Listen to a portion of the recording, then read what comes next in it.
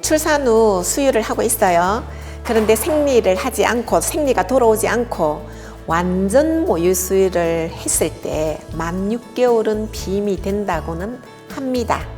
그렇지만 완전 모유 수유의 초기는 밤중 수유도 꼭 해야 되고 하루 엄마 모유 외에는 다른 걸 먹지 않고 아기가 만족할 정도로 모유 수유를 했을 때는 대부분 한 6개월은 비임이 된다고 하는데요. 그러나 요즘 수유 중에도 생리를 많이 하게 되죠. 그래서 생리 기간을 6개월 동안 완전 비임 된다라고 보장할 수는 없습니다. 제왕절개든 자연분만이든 통증이 없어지고 수술이면 수술, 자연분만이면 헤엄절개 부위 상처가 다 아물고 제일 중요한 것은 오로가 없어지고 난 후 평균 출산 4주에서 6주가 지나면은 부부관계는 가능합니다. 수유를 하고 있는데도 불구하고 출산 2개월에 생리를 하는 어머님들이 계세요. 물론 어떤 분들은 13개월에서 18개월 또는 20개월 가까이 생리를 하지 않는 분도 계시거든요. 생리를 하지 않는 그동안은 비임은 돼요, 사실은. 그런데 언제 생리가 놓을지를 모르고 또 출산 후에는 무배란성도 있기는 하지만 생리 시작 전에 배란이 되는 경우가 있어요, 먼저. 그래서 때로는 생리 없이 출산 후 임신이 되는 경우도 있거든요.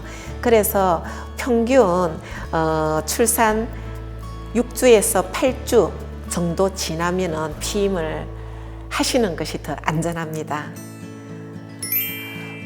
피임 방법에는 자궁 내 피임 장치라든지 피임 주사라든지 또는 복합 경구용 피임제라든지 또 단독 프로제스테론 피임제라든지 이런 다양한 것들이 있고요.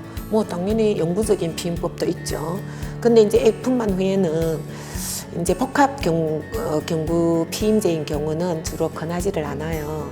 왜냐하면 초기의 경우에는 전량이 줄어들 수 있기 때문에 복합 경구용 피임제는 프로게스테론과 에스트로겐이 같이 들어있거든요. 이 에스트로겐이 모유의 맛을 좀 시큼하게도 만들고 또 전량도 줄인다고 얘기를 해요. 그래서 전량 부족인 엄마 또는 전량이 부족하지 않더라도 트대기 엄마 이런 경우는 초기는 권하지 않고요. 또 복합경구제인 경우는 예를 들어서 엄마나 아기가 건강상의 문제가 있을 때도 권하지는 않습니다. 그래서 저는 개인적으로 피임 주사도 뭐 석 달 한 번씩 맞고 이것도 석 바람직하지는 않는 것 같고요. 저는 개인적으로 자궁 내 장치를 많이 권하거든요. 자궁 내 장치도 우리가 어머님들이 알고 있는 루프 종류죠. 루프도 일반 루프와 톡스 루프가 있는데 이 톡스 루프, 일반 루프와 톡스 루프의 기능이 좀 달라요.